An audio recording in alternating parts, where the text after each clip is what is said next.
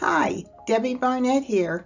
As promised, this bonus lesson is going to cover playing Mahjong for money. The example shown will be based on the lowest value of the card, or 25 cents.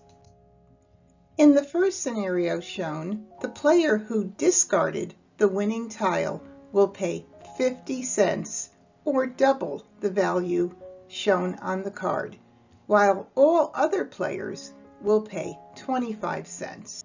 The payout to the winner will be $1. The second scenario is similar to number 1, except the player has won with a jokerless hand. In this case, everything is doubled as a bonus for the hand being made without jokers. So the player who discarded the tile will pay $1 instead of 50 cents, and the others will pay 50 cents instead of 25 cents. So the total payout will be $1 plus 50 plus 50 for a total of $2. In scenario number 3, the player won by picking either a tile from the wall or by doing a joker exchange. And this would be called a self-picked win. Since another player did not give the player Mahjong, there is no value reflected here. However, all other players will pay double the value shown on the card, or 50 cents. This will reward the player for picking their own Mahjong. The total payout to the winner will be 50 cents from each player for a total of $1.50.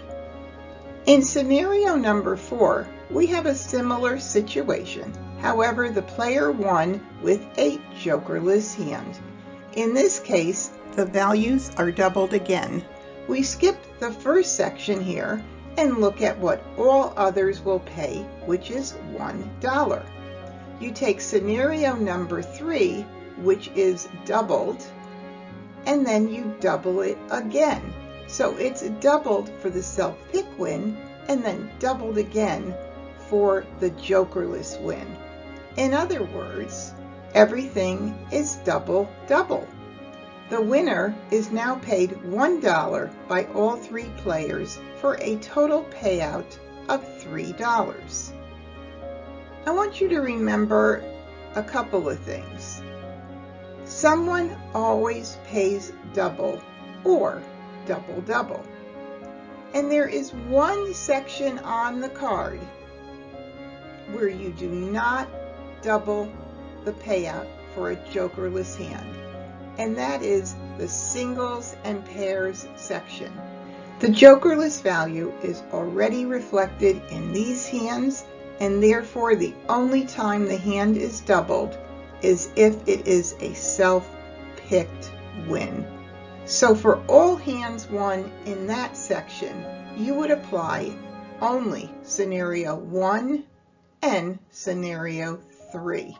All right, well, that wraps it up for this bonus lesson on payouts when playing Mahjong for money.